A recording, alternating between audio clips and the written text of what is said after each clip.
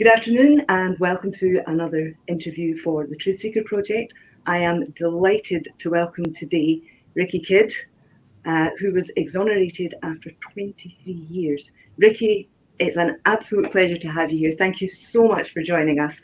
Would you open by telling our viewers a little bit about what brought you to where you are today and what you're doing today? Sure. Well, first of all, thank you for having me. I'm excited to be here, to be able to share my cautionary tale with people all over the globe. That's been my goal. So, again, very excited to be here. For those listening, my name is Ricky Kidd. Let's start there. And the fact that I spent 23 years and 3 months inside of a maximum level 5 prison for a crime that I absolutely did not commit. I'm 45 years of age today, and I was 22 when I was wrongfully incarcerated. So I lost all my 20s, all my 30s, and half of my 40s. And the reality to that is I've spent more time in prison in a place that I shouldn't have been than I have in a free world. That's a sad reality. And I like to start off sometimes with that because that's context. How can a man or a woman spend more than a life inside a place that they don't belong, opposed to outside or a place where they should have never left? That means we really have some work to do. And it just really brings home why this issue is important. I'm here now. I'm free, but many others are not. And that's why this continues to be very important to me. What happened is in 1996, my name had came up in a double homicide that happened inside the United States. Police had picked me up, interrogated me, and released me. I fully cooperated. I thought that they realized that I was telling the truth. Months had went by, 2.5, almost 3 months had went by, and out of nowhere they came back, pulled up on me real fast, told me to put my hands behind my back. And doctor, I'll never forget those cold handcuffs that they slapped tightly, might I add, those cold handcuffs that they slapped on my wrist very tightly, and then told me I was being charged with 2 counts of homicide, first-degree homicide, and 2 counts of armed criminal actions. My knees buckled, tears fell from my eyes, and I kept telling them, that you're making a mistake. You're making a mistake. You're making a mistake. And I guess they hear that over and over. They were not trying to hear me. They said, well, we'll sort it out at the police station. And by me being naive, I had no access to the criminal justice system. I had not been in trouble like that in the past. So I thought in my mind, okay, we'll work this out at the police station. The worst thing I thought was going to happen is that it was going to be an inconvenience. I thought this is going to mess up my day, and maybe it'll be sorted out. But once I got to the police station or down to the county jail that second time, they charged me. They gave me no bond, and they zero bond, no chance of bond, and I sat there for 11 months. I sat there for 11 months in a hellhole. And I want you and your viewers to try to imagine being trapped inside an aquarium, a fish aquarium, or inside of a glass jar. You can see everything going on around you, but you are restricted or prohibited from participating in it. You can see it, but you can't participate in it. And that was my kids' life going by. That was my family life going by. That was holidays going by. You can see it, but you can't participate. And so it was very devastating for me as a young man. I had suicidal ideations early on. So fortunate that I had to muster the strength to push past that. But subsequently, I was convicted. And I was sentenced to 4 life sentences without the possibility of parole. And 23 years.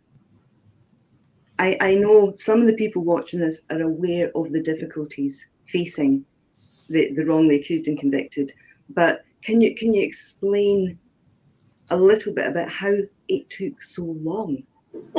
This is the recurring thing. Years and years and years go by.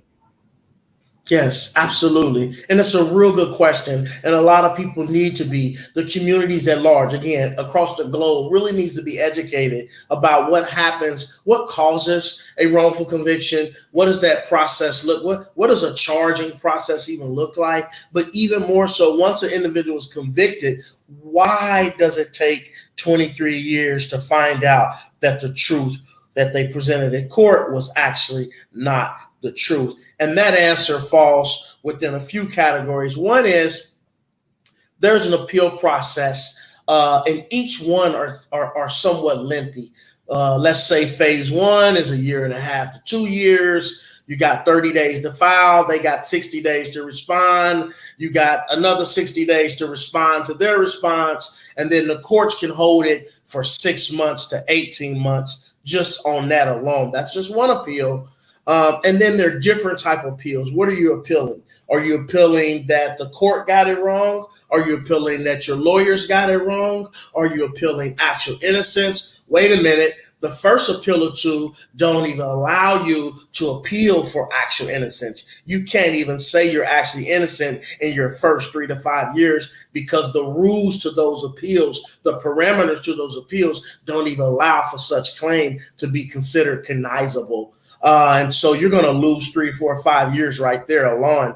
And then when you go to phase three or phase four, excuse me, of the appeal, it's the same thing. Well, you have a year to even file anything. So they're going to give you a year to take your time, go dig up what you need to dig up before you come to us, and then you can start your process. And then that process could take years as well. So you have a year to go even submit your paper. And when you start submitting your paper, now the other side have 60 days, and then you have 30 days, and then they have, and then here we go all over again. And so you can just see how this stretches out. Listen, doctor, and to your listening audience, I lost 11 times before I finally won the one time. 11 times I was denied justice. I was denied relief, and it was like standing at a door, almost about to enter it, and then the door slams in your face. You think every time that you're about to walk through the door of freedom, and bam, it slams right in your face. It can be devastating, along with the fact that it takes so long. I want to add this caveat. It's very, very important. And so for me, particularly in 1996, I was charged with 2 counts of first degree homicide. By 1997, a year later, I was convicted. It took me from 1997 to 2005 to garner the attention of the Innocence Project here in the United States. One of them, I think we have about 40 of them within a network across the country. And then we have other little innocent clinics, but the Innocence Project themselves is about 40 over here. I'm actually a part of that network now.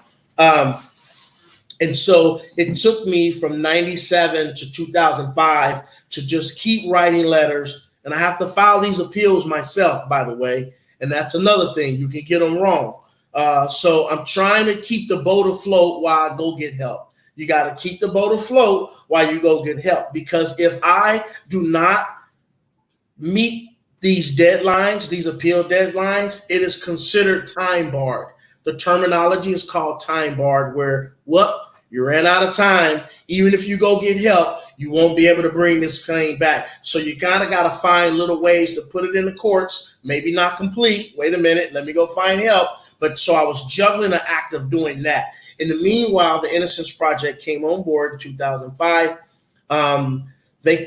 They're so thorough that it took them a few years to get my case facts all the way together. They really unpack it. They don't just listen to you. You can't just say that you're innocent to an Innocence Project. It doesn't work that way. They're going to thoroughly and meticulously dissect your case, restructure it, go out and investigate it all over again. And if you're guilty, they're going to leave you where guilty people should lie. If you're innocent, they're going to pick up the ball and they're going to take it and run with it. Well, it took them a few years to do that for me. And eventually by 2009, we was able to go inside of a court and prove that I was innocent, but not just that I was innocent, but who actually was guilty of the crime. A solid presentation. I'm thinking, doctor, it is over. I finally get to go home. That did not happen. The state did not concede, even though the facts were so damning and they were so powerful. They began to argue, wait, those technicalities that I just mentioned. He should have filed this years ago. Wait a minute, he's time barred. Wait a minute, he filed it in the wrong jurisdiction. All these little technicalities where all they had to do is say, wow, you guys solved the case for us as well because you proved that your client was innocent and you also helped us prove who actually committed the crime. That did not happen. It took an additional 10 years from 2009 to 2019. Just last year, August 15th, I was released. It took an additional 10 years. They argued, not that I wasn't innocent, but the technicalities of the law kept me in prison. Thus, it explains why, to your listening audience, it takes so long to correct the injustice. And as a result of all of that, the work you're doing now, your aim is to create this conversation, to create this momentum, to bring about change, so that what happened to you isn't possible in the future, so that it can't be done again, so that there are checks and breaks to that process earlier in the stages, if you like. So I wonder, would you tell us something about the 8 areas of change that you're trying to engage with and create those changes? Yeah, absolutely. We have to. There are many reasons that. So what I did is I looked at what causes wrongful convictions in the first place and what needs to be done.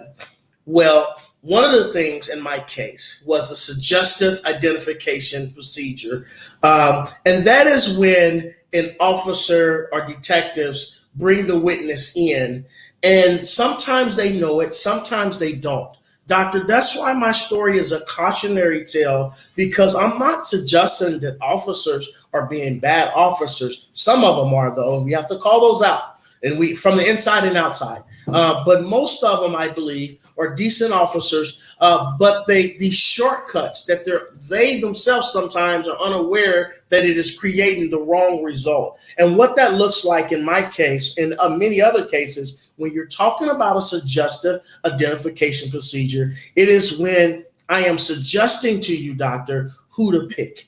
I am showing you a single photo first, and I'm saying, have you seen this guy here before? And you could tell on your face, you said, and then I'm saying, okay, I'm going to show you something else, doctor. And then when I show you this 5-man photo spread, the same face that you saw over here is the only face over here. All 4 of these faces are different, but excuse me, that's the same face. Well, a kid would love this game if it was a game. The reality is it's not. They would love this game. It sounds like a guess who game. It sounds like it would be a good guess who game if it was just for kids. But this is serious stuff that we're talking about. What happens is the mind says, I just saw that somewhere. What it also says is they might want me to pick that person. So they say, I'm not quite sure. And then what they do is say, okay, well, let me show you. Let me take you in another room and show you a video lineup, as in my case. And when I go in there and see the video lineup, all the faces are different except for the same face that you showed me in the beginning, the face that you showed me in the 5-man photo spread, and now here that face is on the video. This must be who it is. You know what? That's who it is. And are you sure? And the mind just seen it 3 times, and so the mind wants the mouth to say, yes, I'm sure. What happens, unfortunately, in many of these cases, in the National Registry of Exoneration have shown that a high percentage of exonerations, a high percentage of people who eventually are proven innocent is a direct result of what we're talking about, a suggestive identification procedure. That is one of the areas that's very, very important to me. Here in Scotland, we still have doc identification. So they put the accused person in the dock in front of the court, and then they ask the witnesses in court, can you see that person here today? The guys in the dock with two officers either side of them, same idea, this suggestive, this is the person we want you to pick. So yeah, similarities in that suggestive procedure, both where you are and where we are. So I agree, it really does need to be, that is something that really needs to be addressed. Yeah, it's huge. It's huge. And I won't hit on all of them today, but we could definitely come back later and talk about these. Hopefully, I'm very, very interested in making a physical trip over to your country, Scotland, as soon as COVID allows it to be safe, and to really have these discussions, because it is so important to understand that the officers want to solve a crime. That is not wrong. They are not wrong for that. We applaud that, and the witness wants to solve the crime too. That is good human. That is good human being. That is good human nature. That is what we want to do. But we have to be careful how we do it and really be open-minded to looking at what have we been doing it right and have we been doing it wrong, because psychologically the psyche is playing a role in how this is being conducted and what people are believing that they're seeing. The disservice, doctor, is when we get it wrong, or when officers get it wrong. While I was wrongfully convicted, that means the real person was in society. You did not solve the crime, or rather, you did not solve the community's interest, and you left your community at danger again when the real person is out there. And so this is why this is a cautionary tale. This is why we appeal to our leaders and our elected officials and our police officers and say, hey, will you come in and listen to my story and see how we've gotten this wrong and how we can get it better? You're doing a good job, but could you do better? And that's why, again, this is so important to us, not just here in the U.S., but across the world, across the globe. These lessons are important. And I'm really asking all countries, all individuals to be interested in justice as a whole, because your community can end up paying the cost when you get it wrong as well. Yeah, absolutely. We did have a case a few years ago in this country where the police investigation focused on the wrong person, and the real killer went out and murdered a young mum and her child in their home. Yes. So I am so with you on that. We need to get it right. We need to try and find ways to learn the lessons so that we can do it better. And that means all of us can do it better. Yes, 100%. Sadly, that is the story over here. That is the narrative over here as well. I am always, and I mean always, hearing stories. First, it was just a few. I'm constantly hearing stories about when the wrong person was in prison, when they later identified who it was, they actually had committed crimes over and over and over again. That should give us pause.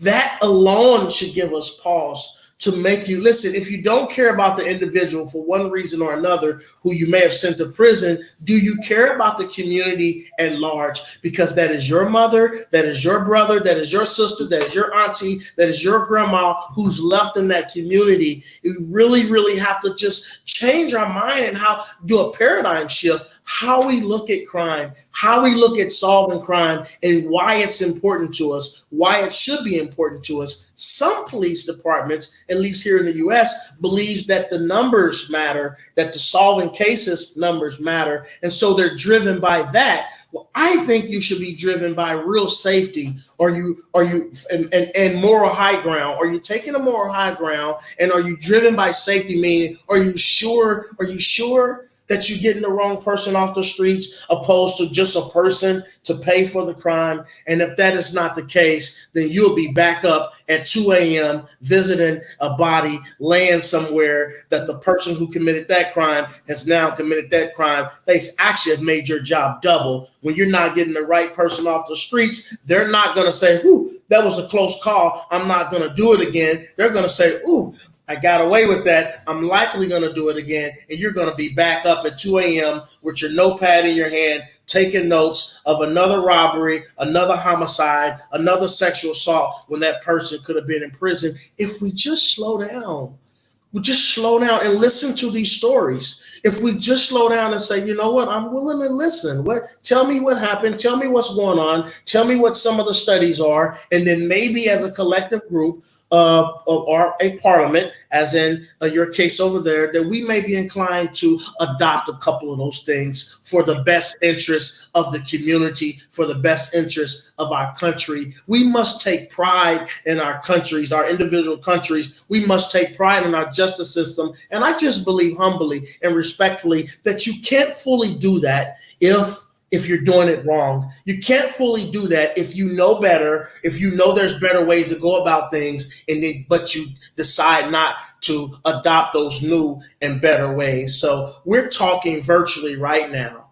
In 20, 25, 30 years ago, this wasn't possible. Yeah. We adopted to the technology. We adopted to the new science that suggests that we can have communication safely while COVID is taking place, or that we can engage each other without getting on a plane. We adopt and adjust every day to new things that make our life better. It makes our life richer. It makes our life more meaningful and pure. I believe that when we look at the criminal justice system, we can't continue to be so stubborn to believe that we can't adopt and make changes that's for the betterment of everybody.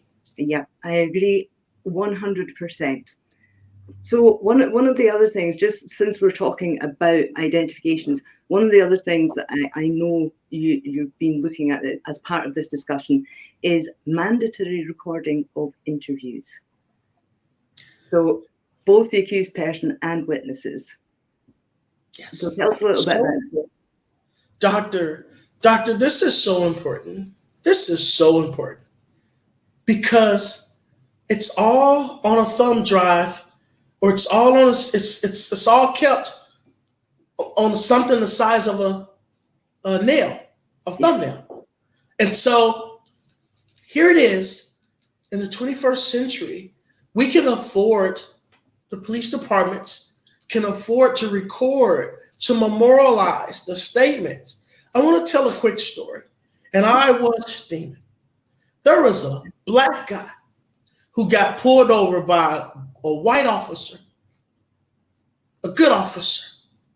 And this black guy, a leader here in the U.S., not a prominent leader, but a local leader, he got pulled over in his Mercedes. He had bad tags on his Mercedes.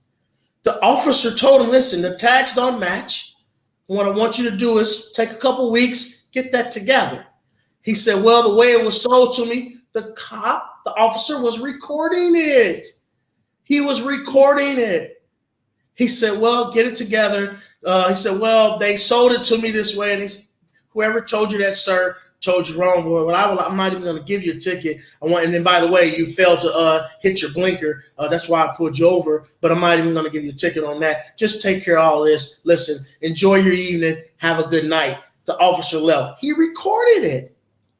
Well, this guy went back to his organization and whatever news media clout he had, and said that this officer was racist. He asked me, what was I doing in this Mercedes? He said, what was I doing in this community? He was very nasty. He was very unprofessional. And what that police department was able to do was pull that footage and say, that didn't happen.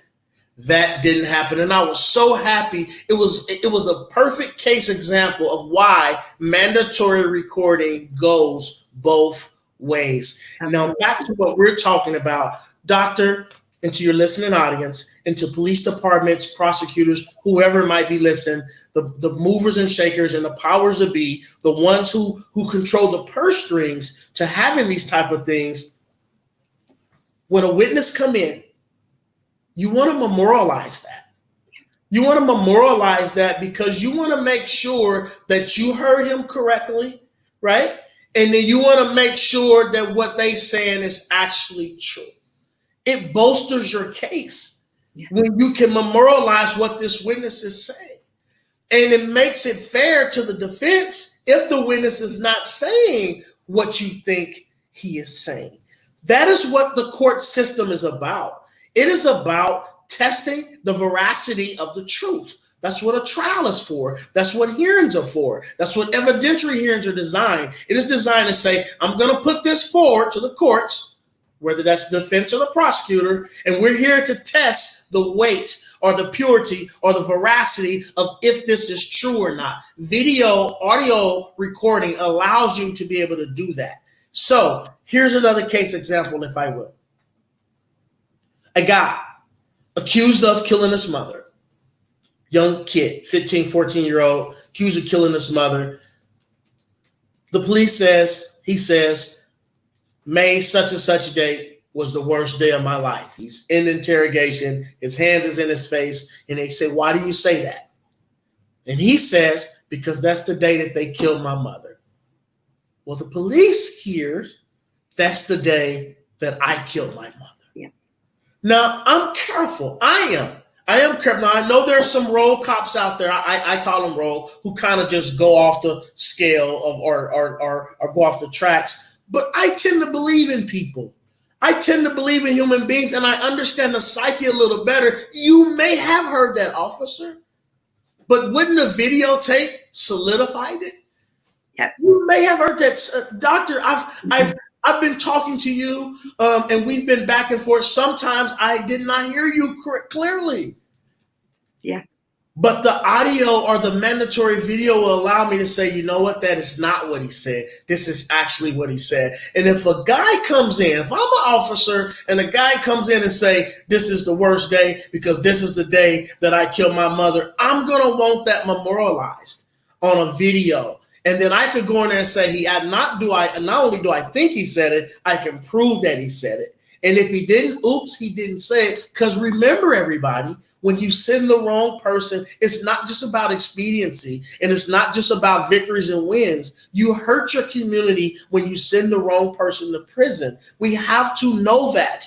We have to let that go from the back of our mind to the front of our mind, because we're thinking sometimes, well, he's been ripping and running the streets before, or well, maybe because of his hue or his color or whatever these reasons where it has seemed to be okay. No big deal. Just remember that when the wrong person is in prison, the right person is out there hurting the community. And so that's why we have an obligation, doctor, to make sure that we begin to implement mandatory video recording. Also, let me add to that this little piece. So it works for the suspect and the witness. It goes both ways. We want to be able to memorialize who said, well, the witness said this. Well, did he? Let's see. You know what? He did say that.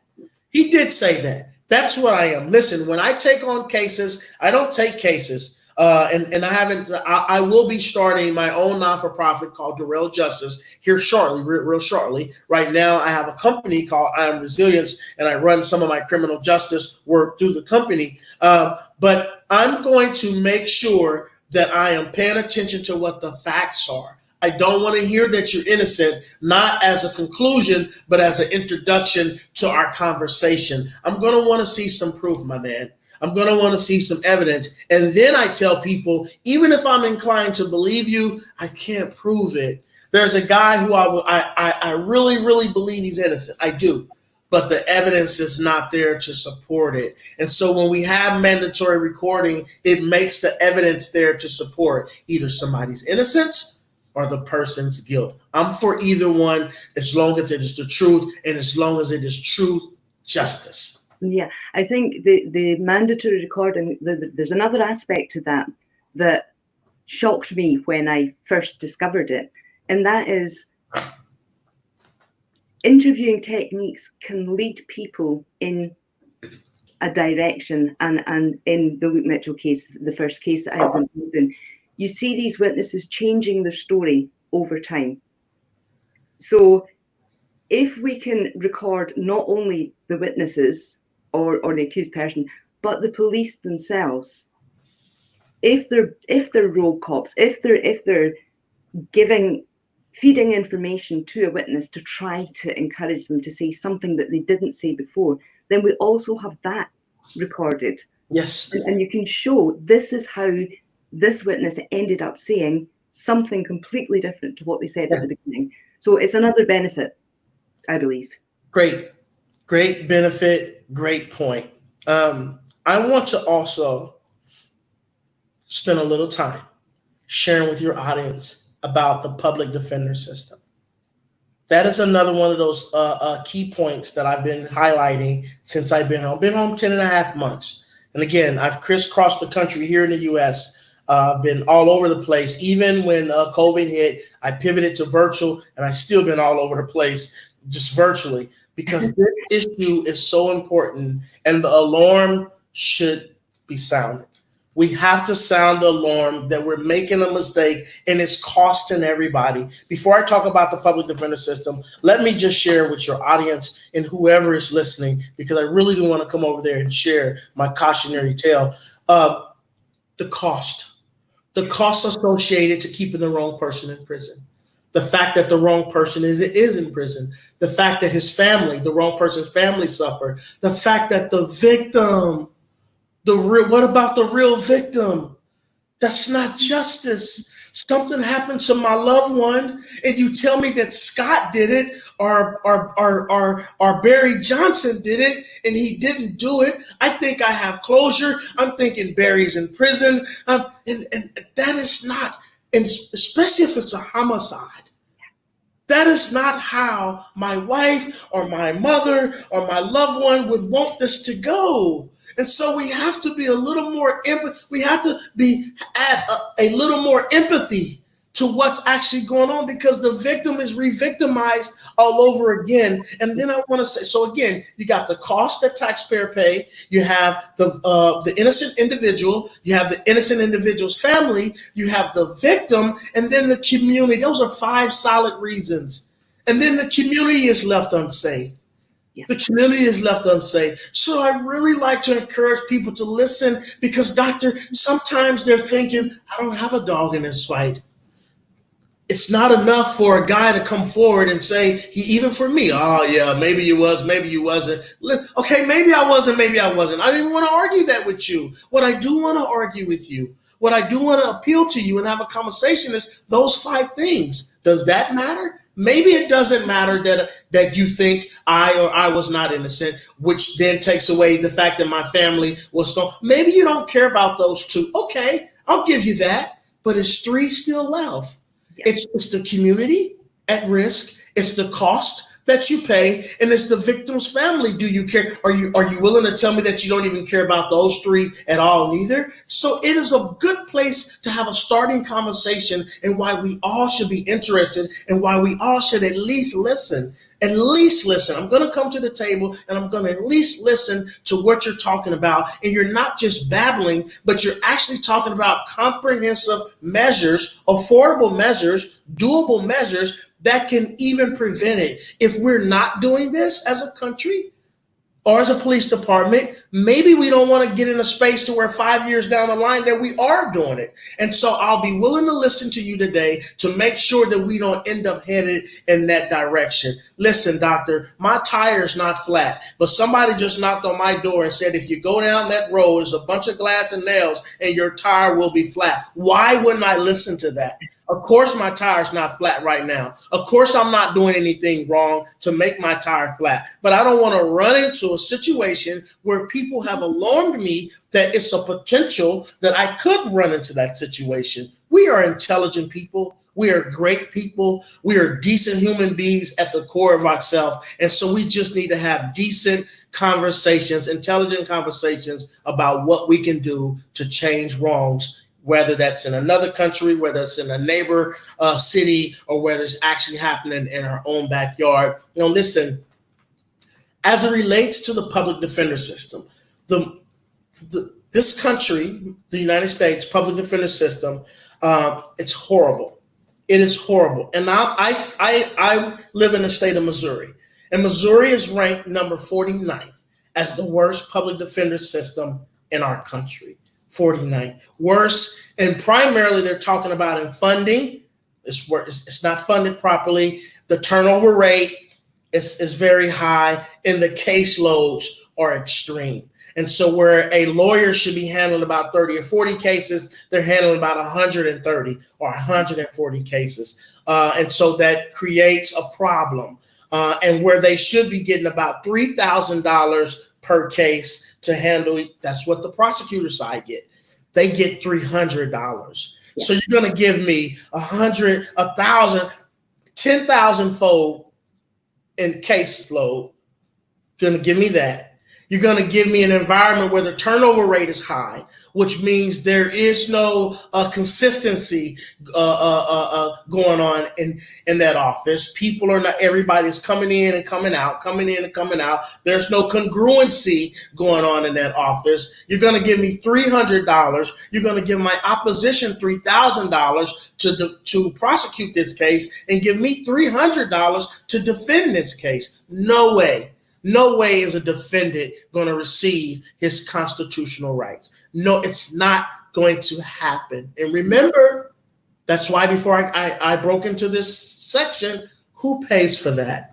Yeah. It's not, oh, well, if we are thinking about it from a myopic point of view or from a shallow-minded point of view, we're going to think, oh, poor defendant. It's not. No. Victim, community, taxpayers, careful. Because he's not the only one that's going to pay for that wrongful conviction. Your community is going to pay. And so we really have to have a comprehensive approach, a common sense approach, and how we know better. Now that we know better, all we have to do is have these conversations and be willing to do better. Look at our budgets, look at what's going on, and seeing, you know what that is. First of all, is it true? First, is that true? Yeah. If it's not, okay, goodbye, good night. If it is, whoa, wait a minute. Because if you're acknowledging that it is true and then you say good night, remember those 5 elements pop back up and you're hurting people and devastating lives, especially if another homicide or another burglary or sexual assault takes place when it didn't have to in the first place. So my public defender system in this country, our public defender system failed me. There was evidence all along from the very beginning, from the absolute very beginning, that proved that I was innocent. All 3 of these things, let's just say. All these things proved that I was innocent. When my public defender, she wasn't a bad lawyer, she was overwhelmed. Yeah. She was overwhelmed. She didn't have time. I spent 2 to maybe 4 hours. I spent 2 to 4 hours with my attorney who was defending a double homicide. In 11 months, she's seen me 3 or 4 times. 3 or 4 times. That is unheard. That is no way. And in my mind, I'm so naive. All I knew was that I was innocent and that an innocent man should go home. I was good as convicted the day that I walked into that county jail. It was over for me. It's not possible. She was so overwhelmed. Please listen, audience and doctor and anybody else who is in these type of positions of authority. Please. The evidence was in her face all along, but she was so overwhelmed she could not see it, nor prep for it, nor present it to a jury. Listen, when that evidence was later discovered through my new team, easily discovered, basically sitting on top of a pile in a box, the court said, good evidence. All of these things does prove Ricky is innocent, but he should have presented it 23 years ago. What? You tell me I have the constitutional right to an attorney. She overlooks this. My new legal team, private legal team, finds it quite easily.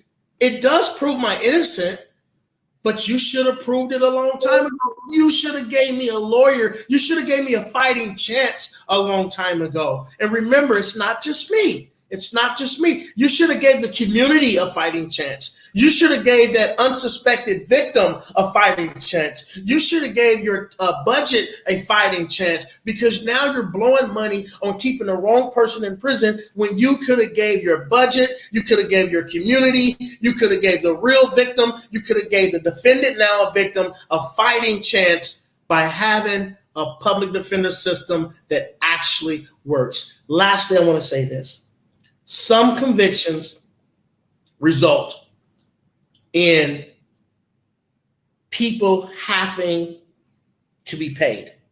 That's just an unfortunate reality. That's not often. It's a very high hill to climb, but every now and then, $1 or $2 is owed to an individual who's wrongfully convicted.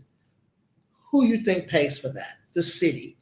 And so you could spend just a fraction of that money. I've done the math, doctor. I've done the math. You could spend a fraction of that money, put it towards the public defender system from the beginning, and make sure that that's unlikely to happen in the first place, and then save all the rest of that money that's went out. So these are comprehensive approaches. I love having these conversations, and I just hope that people are listening in a way to where they actually want to partner, collaborate, and try to do something to change these wrongs. Yeah, we have the legal aid system in this country, very similar difficulties, underfunded, overwhelmed. One of the other things that I've seen over the years is the defence team will find something and they will go and ask for funding to have a check by experts. Yes. Or to get a second opinion. And they're turned down for the funding because the expert they've chosen is deemed to be too expensive. Yes. Or that there's no, pardon me, there doesn't seem to be any justification for them looking at this particular thing. And Yes. 10 years from now, that turns out to be the particular thing that's needed to prove innocence, and they use the same argument. Well, you should have found it then. So again, very, very similar difficulties, even though our systems are different, they have so much in common. Yes. And I'm looking to work with the head lady over here, Kym Fox is her name. I had the opportunity to meet her when I was testifying before lawmakers about this issue. And then the COVID hit, but I'm really looking forward to being able to work with her in the future. She's over all the public defender offices, and she's not defending them, actually. She believes they're more fun. She believes that she's actually a crusade. So she works. Sometimes you have to go within to actually help make it work as well. So she's fighting on the inside and outside. But I'm really excited about being able to get with her and sit down and continue to formulate comprehensive reform. I am 100% for criminal justice reform. It serves the interests of everybody. I don't see how we compartmentalize or how we separate or become so divisive on such a united issue. It impacts us all. It affects everybody. I scratch my head and I try to understand, like, why are we at odds about something so common sense? And so I'm really excited, again, about sitting down with Kym. I hope that I get to come over there, sit down with you, some of your leaders, and really talk about why it's important to start looking at some of these things, even if it's not happening yet over there. Yeah. Even if it's not, I suspect that it is because human nature is involved.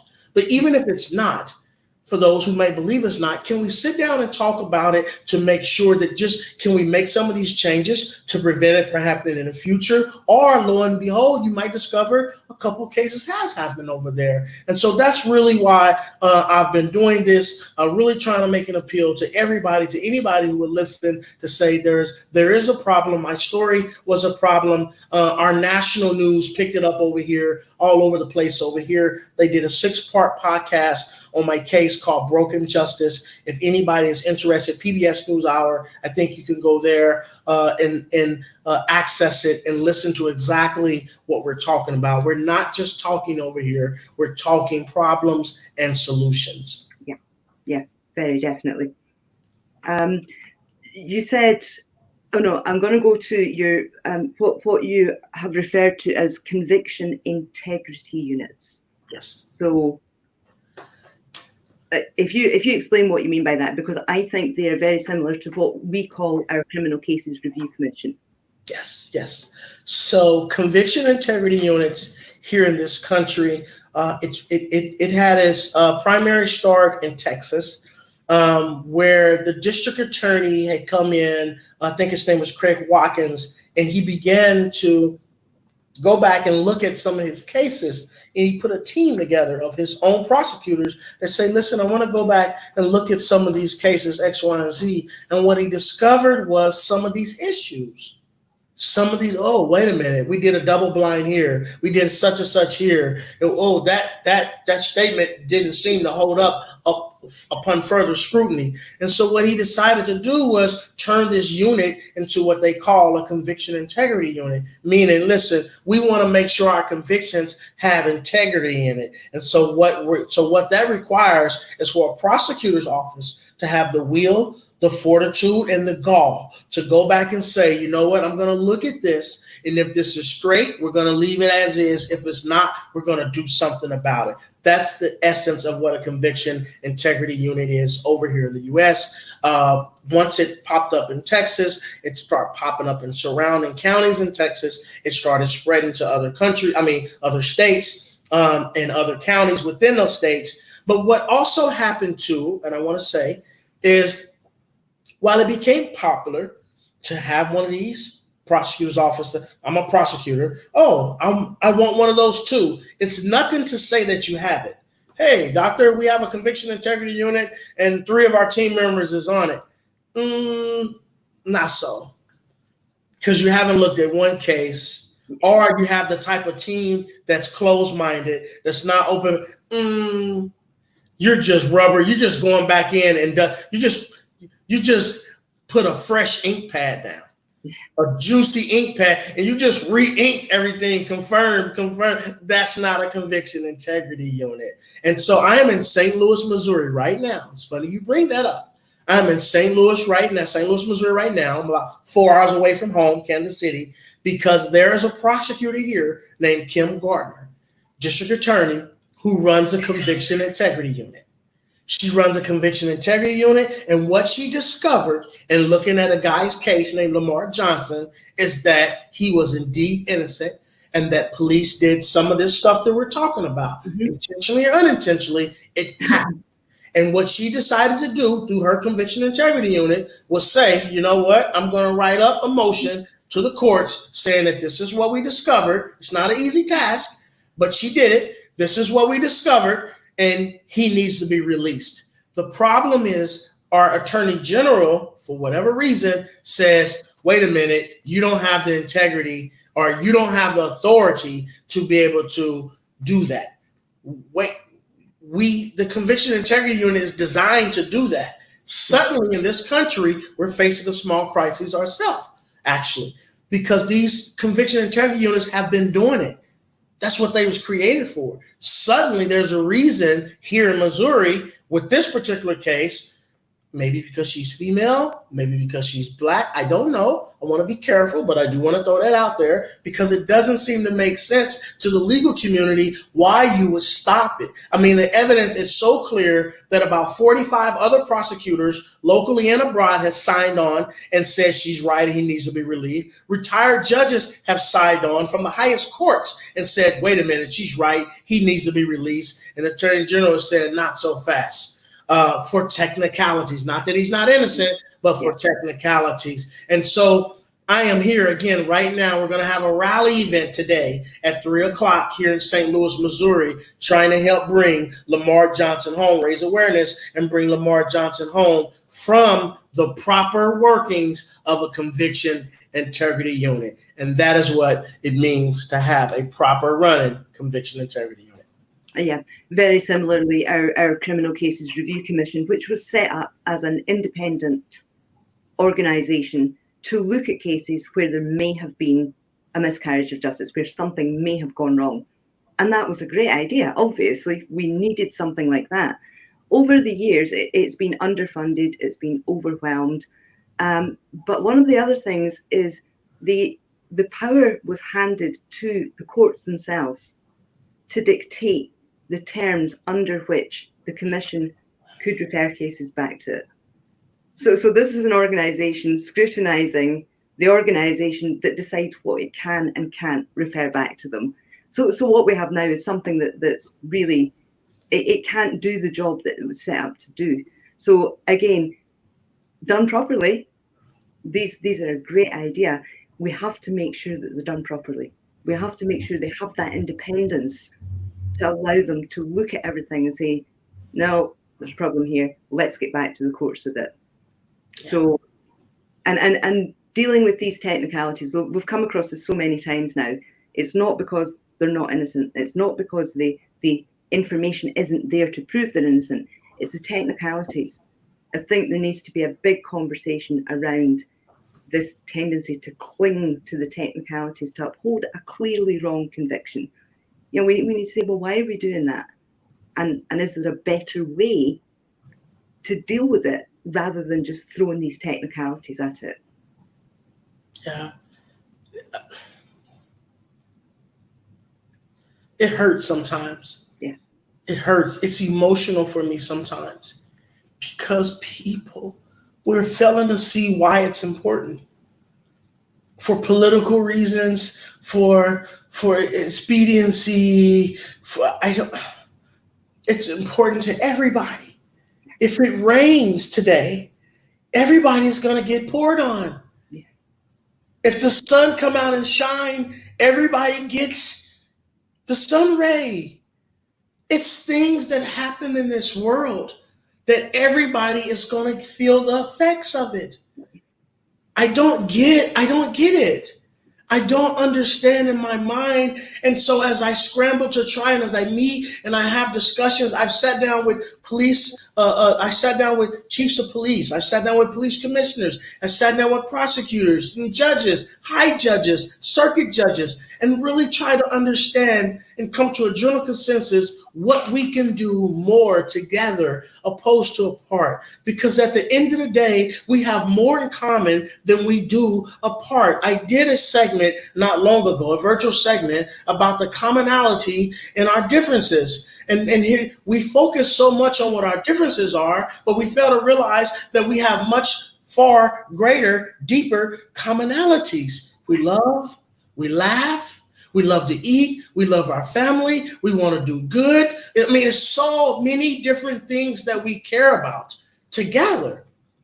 But something about our criminal justice system that is so adversarial. Yeah. It was structured in such an adversarial way that we suddenly, when we come, you're on this side, I'm on this side, your answer must be no. If my answer is yes, when we can find ways to say, you know what, this is bigger than my side or your side because it all falls on all of us. Yeah. I just want to remind people once again, Doctor, it's the 5 reasons why we should care. It's the innocent person, potentially. It's the innocent person's family.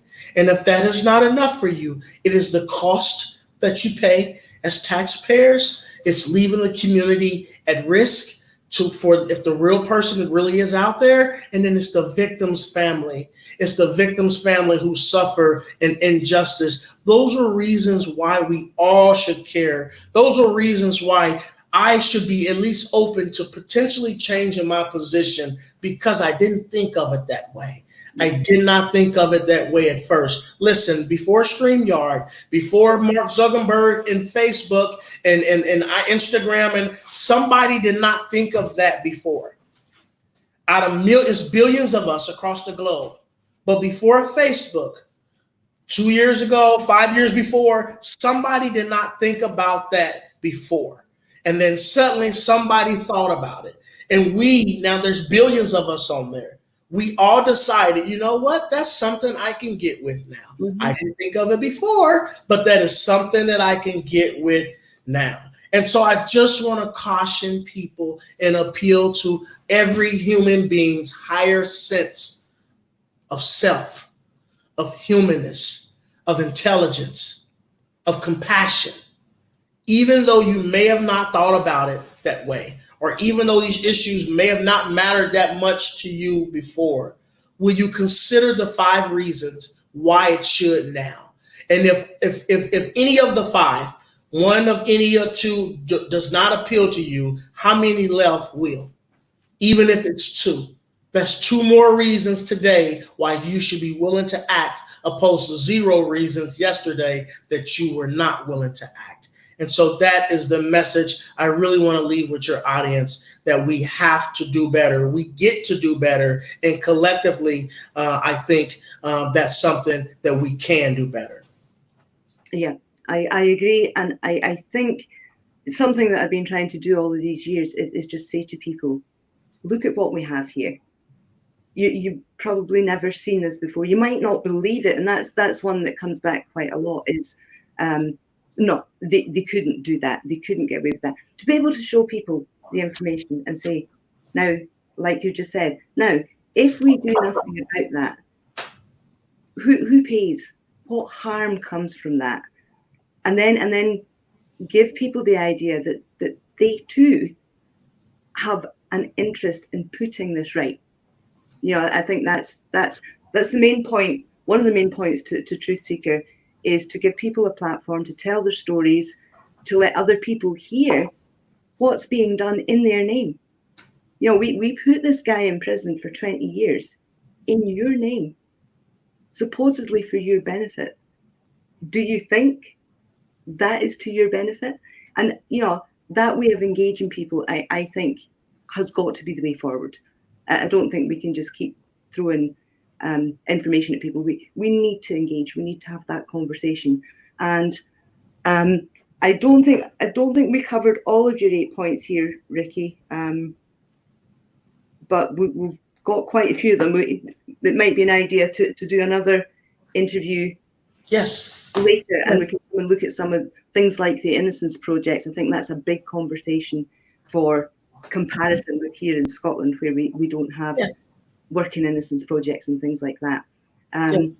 But on that note, I would like to thank you so much for joining us today, for sharing your thoughts with us, for inviting people to come in and listen and give it another thought. I think that is the most important thing in all of this.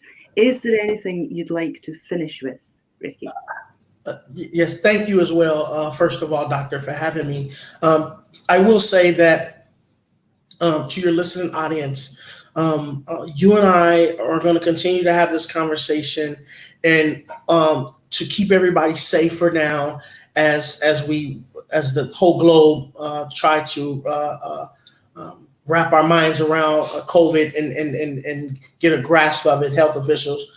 I want to do with you and other people over there a few virtual events that speaks to some of these issues. Universities are invited. The Parliament are invited. Professors are invited. Truth seekers are invited. Regular community officials are invited. And I want to do 1, 2, 3, or 4 different forums. Maybe start on a Thursday, it ends on a Sunday, at different time slots. But where we can really come inside these rooms. We'll use Zoom platform where we can really come inside these rooms and have real conversation about what we can do to do better. We get to do better, and we can do better. And so these issues that we talked about, this isn't just a one and done conversation for us. We definitely can have a part 2 to this, cover some of the other issues that we were not able to cover. Hopefully keep talking as we lead up to the virtual events that I would love to host with you. And now I think your community would really benefit from, if nothing else, just listening and being inspired and being reminded of our goodness and why we should and can do what it is that we can do. I tell people all the time, don't let a guy that's been gone almost a quarter century come home and outdo you as it relates to advocacy work and being courageous and being bold and being willing to step up and say, we can do better. I am not bitter. I am better. I turn my what would be considered anger into passion. I am passionately committed to changing a wrong, making it right, and keeping justice on the right track. So I just wanted to say that to your audience, to please pay attention, to follow you whatever your socials are. They can follow me as well. They can go to resilienceMode.com to learn more about what I'm doing over here. You can check me out on Instagram and Facebook, Ricky Kid or Ricky Kid IAR. Just pay attention. We're over here again. We're not just talking. We're talking problems. We're talking solutions. It's an honor to have this time with you this morning, Doctor, because you've been talking problems and solutions for many years as well. And the fact that our lives get to intersect and we have the opportunity to work together from across the globe, I'm excited about that. I'm extremely excited about that. I would hope your listening audience would be as well, because we'll be having more of these conversations in the near future. Yeah, we have much work to do, Yes. and many people to join us in order to do that work. Yes. Yes. Ricky, it has been an absolute pleasure. Thank you so very much for today, and we will speak soon about our next moves in this new conversation. Sure. Yeah, thank you as well. Okay. So much. Yeah. Take care. Be safe. To everybody, take care and be safe. And until next time, I'll see To you. you too, to Ricky and Mhm. your family. Be safe. Bye bye. Thank you. Bye-bye. Bye. Absolutely.